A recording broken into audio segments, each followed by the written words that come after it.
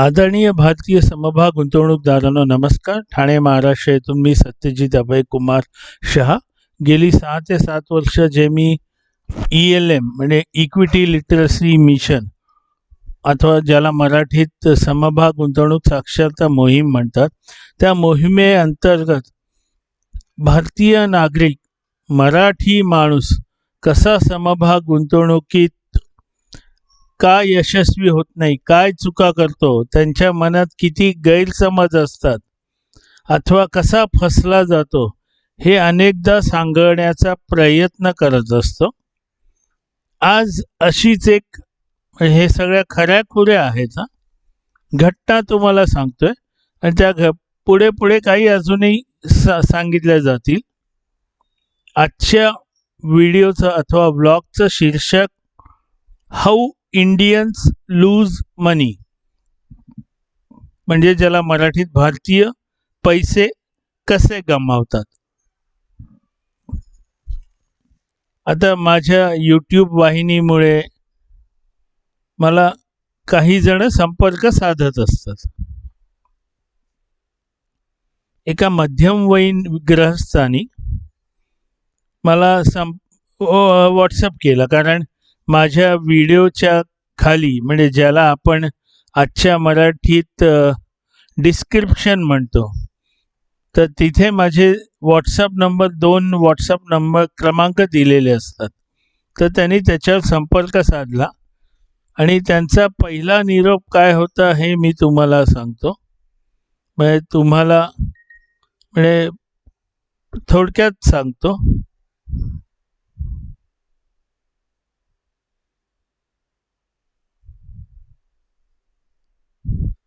असो, ते मला आत्ता मिळत नाही, ते मिळालं की तुम्हाला सांगतो. पण काय झालं हे त्यांच्याकडून मी समजून घेतलं आणि तुम्हाला सांगतो की ते मध्यमवयीन गृहस्थ आहेत. बहुतेक त्यांना त्यांच्याच गावातल्या एका गृहस्थाने सांगितलं की समभागात गुंतवणूक करा. त्या मध्यमवयीन गृहस्थांचं नाव आपण अ समजू आणि ज्यांनी त्यांना फसवलं किंवा ज्यांच्या मार्गदर्शनामुळे ते फसले गेले त्यांचं ब. तर ब आणि अ ला काय सांगितलं, तुम्ही समभागात गुंतवणूक करा, तुम्हाला चांगला फायदा होईल. तर त्यांनी काय गृहस्थांनी सांगितलं ब नी की, आणि गंमत म्हणजे अ व्यक्तीला काहीही ज्ञान नव्हतं समभाग गुंतवणुकीचं, पण ब नी त्याला काय सांगितलं, मी तुम्हाला दररोज 500 रुपये कमवून देईन. त्याप्रमाणे अग्रहस्थानी अंदाजे 77 वर्षांपूर्वी 77 महिन्यांपूर्वी 77 दिवसांपूर्वी 5 वेगवेगळ्या समभागांमध्ये म्हणजे त्या बनी सांगितल्याप्रमाणे 1,24,057 रुपये गुंतवले आणि 77 दिवसानंतर त्यांची जी समभागाची किंमत ज्याला पोर्टफोलिओ व्हॅल्यू म्हणतात अथवा होल्डिंग व्हॅल्यू, त्यात त्यांना 65,997 रुपये तोटा आहे 77 दिवसात. म्हणजे त्यांना 77 दिवसात तोटा 52.78% झालाय. आता एक गंमत बघा, अग्रहस्थांना पण काहीही माहिती नाहीये, त्यांनी काहीही विचार केला नाही. आता जर दररोज 500 रुपये त्यांना हवेत आणि मी वर्षातले 365 दिवस समभाग मंडई चालू आहे असं कधीच म्हणत नाही. मी 220 दिवस फक्त चालू आहे असं समजतो. म्हणजे दररोज 500 गुणिले 220 म्हणजे त्यांना वर्षातून 1,10,000 आणि गुंतवणूक केली किती 1,24,057. थोडासा तरी विचार करायला पाहिजे होता. म्हणजे अंदाजे 89% नफा एका वर्षात. हे शक्य आहे का? शक्य आहे, पण ते दीर्घकालीन गुंतवणुकीत. आणि आता त्यांना एवढं वाईट वाटतंय. आणि ते सगळे समभाग मी त्यांना कळवलं होतं, मला जरा कळवा तरी ते समभाग. म्हणजे मी काही त्याच्याविषयी बोलू शकत नाही. म्हणजे काय म्हणणार, मी तर कधीच हात लावणार नाही, असे समभाग घेतलेले आहेत. आता यात चूक कोणाची आहे? ब ची तर जबरदस्त चूक आहे की सगळं खोटं सांगितलं. आणि दुर्दैवाने ते ब ग्रस्त त्याच गावात राहत असून कधी भेटतही नाहीयेत आणि दूरध्वनी अथवा भ्रमणध्वनी आता घेत पण नाहीयेत. म्हणजे अग्रस्त त्यांना काय करायचं काही कळेनासं झालंय. चूक कोणाची? कारण मी काय न्यायाधीश नाहीये आणि मी काहीच सांगू शकत नाही. माझं काम आहे लोकांसमोर हे आणून देणं. जर एखादे ग्रस्त 1000, 1,20,000, 1,24,000 घालून रोज 500 म्हणजे वर्षाचे 1,10,000 अपेक्षा ठेवतात, मी काही बोलू शकत नाही.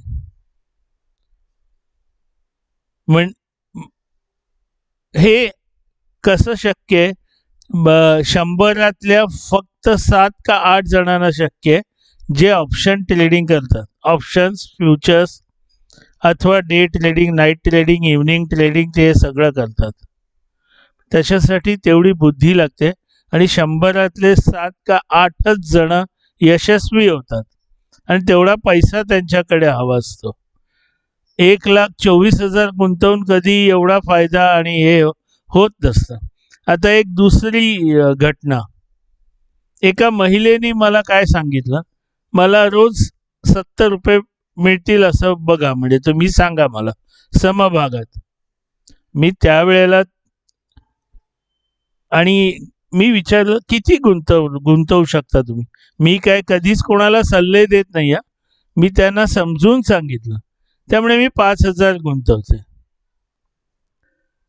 मी तिथे त्यांना ताबडतोब करून दाखवलं गुणाकार.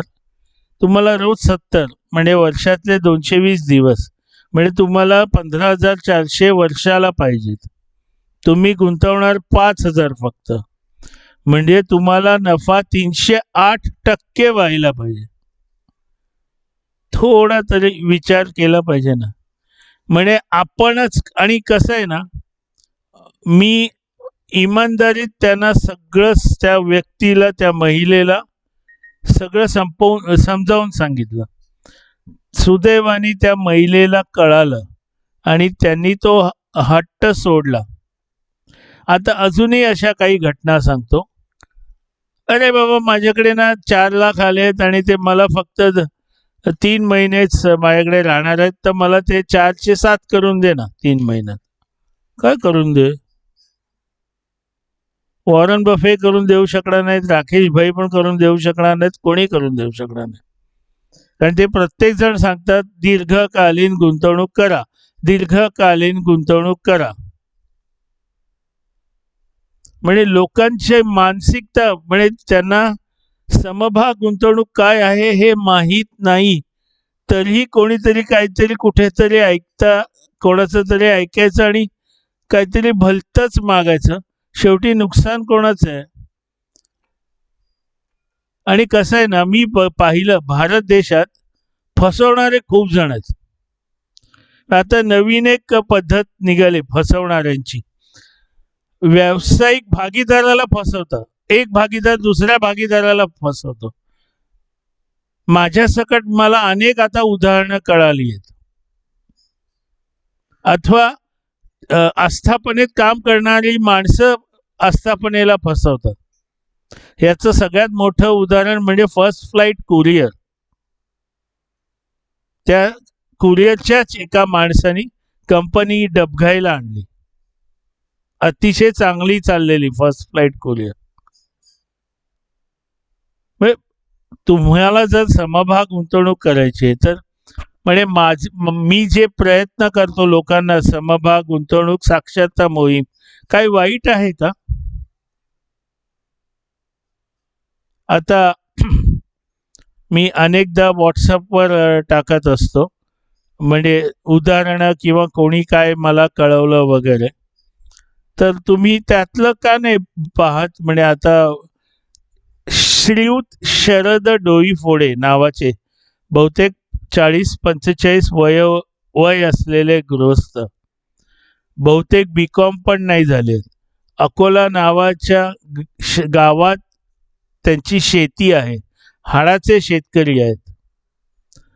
पण ते माझं स्टेटस पाहून, माझे मागे 2 मोठे व्हिडिओ आलेले ते पाहून आणि आत्ता माझे नियमित व्हॉट्सअपवर व्हिडिओ पाहून स्वतःची गुंतवणूक स्वतः करतात, त्यांच्या मुलाला शिकवतात, त्यांच्या मुलीला शिकवतात, त्यांच्या गावातल्या अनेक जणांना शिकवतात.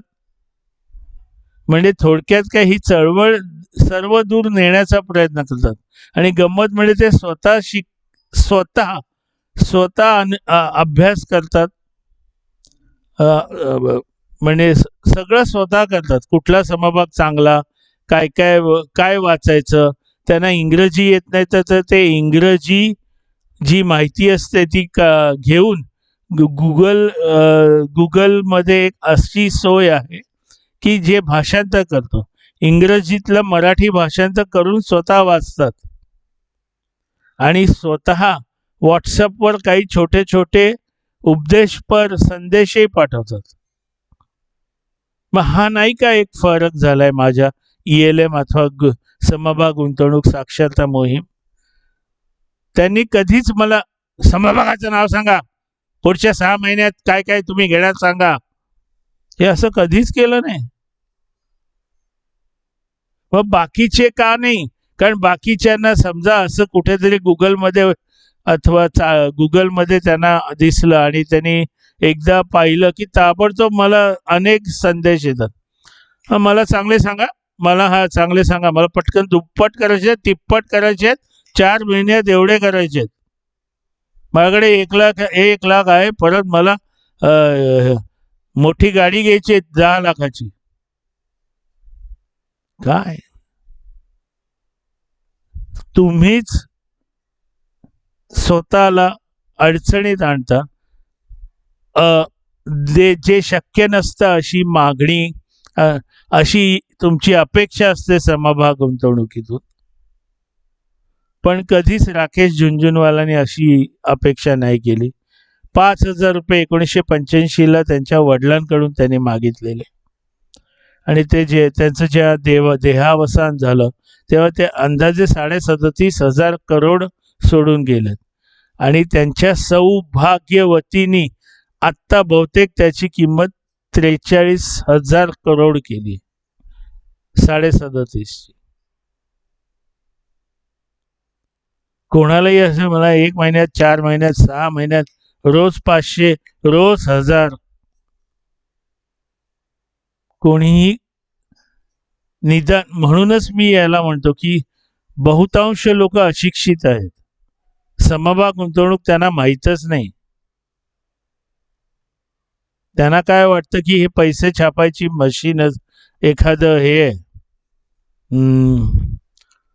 आता पटकन मला मशीनला शब्द नाही आठवत, पण एक यंत्र आहे पैसे छापायचं, समभाग. आणि समभागात कधीच समभागाची किंमत खाली येऊ नये हे एक त्यांचं असतं. म्हणूनच मी काल का परवा स्टेटसला टाकलंय ना की तुम्हाला सगळं अगदी व्यवस्थित, काही कुठे कटकट नको, समभाग खाली आले नाही पाहिजेत, हे नाही पाहिजेत, तर सरळ तुम्ही पिगी बँकेत ठेवा ना आयुष्यभर. कारण बँकेत सुद्धा तुम्हाला 6.5% मिळणार वर्षभर, 365 दिवसात 6.5%. आणि इथे तुम्ही 365 दिवसात 308% अपेक्षा ठेवता, 70 रुपये रोज, आणि 500 रुपये रोज म्हटलं की तुम्हाला 89% नफा पाहिजे ताबडतोब, अजिबात दीर्घकालीन न थांबता. म्हणजे कंपाऊंडिंग इफेक्ट नाही, काही नाही, काही नाही. तुम्हीच ठरवा कोणाची चूक आहे. फसवणारा तर आहेच, तो वाईट, म्हणजे त्याचं कधीच चांगलं नाही होणार आयुष्यात. पण ते अनेकदा हिंदी चित्रपटात किंवा अनेक ठिकाणी सांगतात ना, काही तर फसने वाले बहुत लोग बैठे हैं, सिर्फ फस नाही, काहीतरी आहे तसं. म्हणजे उल्लू बनून घ्यायला अनेक जण बसलेले आहेत. समभाग गुंतवणुकीला बदनाम करू नका. मी नेहमी सांगतो, equity investment is an art. It is neither a fluke nor a gamble. आणि प्रत्येक गोष्टीच माहिती असावी, मगच त्यात गुंतवणूक करावी. अजून काय सांगू. आणि माझे व्लॉग असेच वेगळे असतात. मी कधीच टिप्स देत नाही. टिप्स अजिबात देत नाही. तुम्हाला हे नसेल आवडत, नका बघू. कारण नावं ठेवण्यापेक्षा, दुसऱ्याची मस्करी करण्यापेक्षा स्वतः काही नाही करायचं. स्वतः बाजीराव, पण दुसऱ्याला नावं ठेवणं हे सोडून द्या ना. आता मला असं कोणाबद्दल बोलायचं नाही, पण गेले 3-4-5 वर्ष हे असं चाललंय की फक्त नावं ठेवायचं. म्हणजे सध्या जे काही समाजात चाललंय, तेव्हा असेच व्लॉग घेऊन पुन्हा येईन. पण तुम्हाला हे जर लोकांपर्यंत न्यावंसं वाटलं तर कृपया लाईक करा, शेअर करा, सबस्क्राईब करा. अनेकांना तुमच्या मित्र परिवाराला सांगा सबस्क्राईब करायला. तेव्हा पुन्हा भेटूया. जय हो.